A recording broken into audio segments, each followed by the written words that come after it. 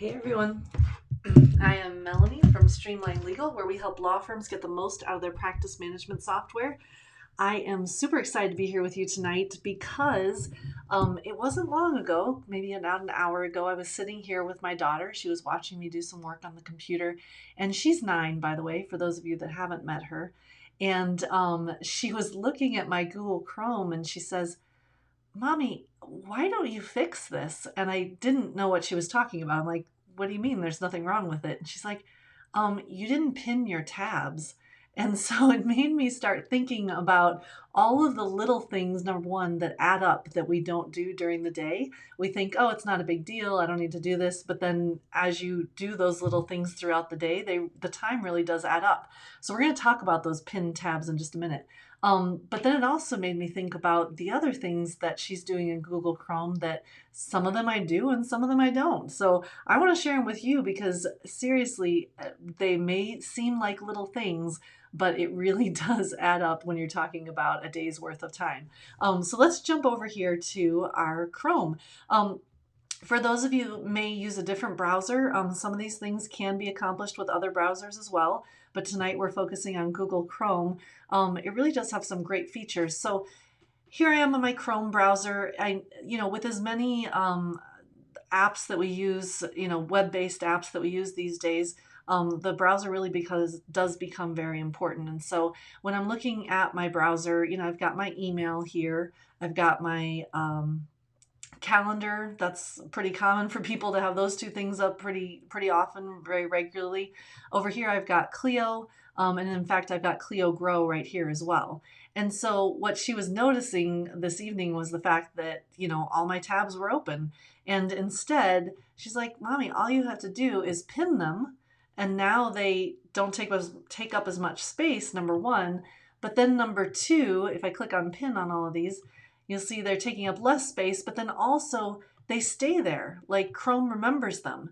And so the next time I log into Chrome or the next time I open up my browser, then they're all going to be there saved and just pop up. And so I don't know about you, but I don't know how many times a day I type Google or Clio or Gmail into my browser. And some of you maybe just type it in once and leave it there. But I do go back and forth a fair bit, so I'm sure this will be a bit of a time saver.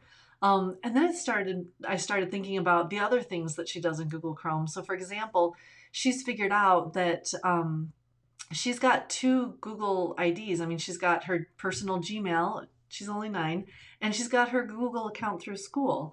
And so there are times when she wants to go back and forth or see different things. And of course, you may know that, when logging into different accounts on different browsers, sometimes it doesn't work. Sometimes they kick you out. Sometimes you're in multiple accounts at the same time, and it's a little hard to keep track. So for those of you using Google Chrome, they do have a feature, and if you click over here on your little initial here, you can see that they've got these other profiles. So Google will allow you to create other profiles. And so for this example here, I've got my work profile that opens up in this browser. But now if I click on the home profile, it's going to open up another browser, and you'll see I've got it hiding right here behind. When I bring it out here, it's still Chrome, but it looks a little different, right? The one on the left here is lighter.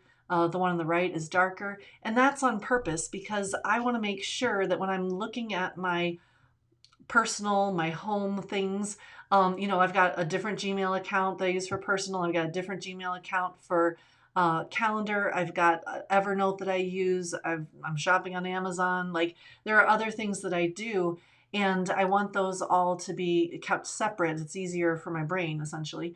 And so when I come in here, now it's super easy to edit these profiles. And so I can come here and click on this edit button, and you'll see it asks me, what kind of color scheme do I want? And so this one I've chosen a dark blue, of course, to help me, see and notice the difference between this lighter gray and blue one. And so, I mean, I guess if I really wanted to make it stand out, I could edit this and pick like I don't know, let's do like a orange. Um, and so when I do that now, it's just a great visual cue for me. It's a great way for me to be able to keep those things separate, but being able to access them very quickly throughout the day. And again, pin those tabs so that they're not taking up the space and I don't have to open them again every time writing that web address. So what are your favorite Chrome techniques and tools? I'm going to save extensions, Chrome extensions for another video. But I'd love to hear from you and find out what it is that you're really enjoying from Google Chrome and what are some of the features that you're using, because it really can be a great tool for you.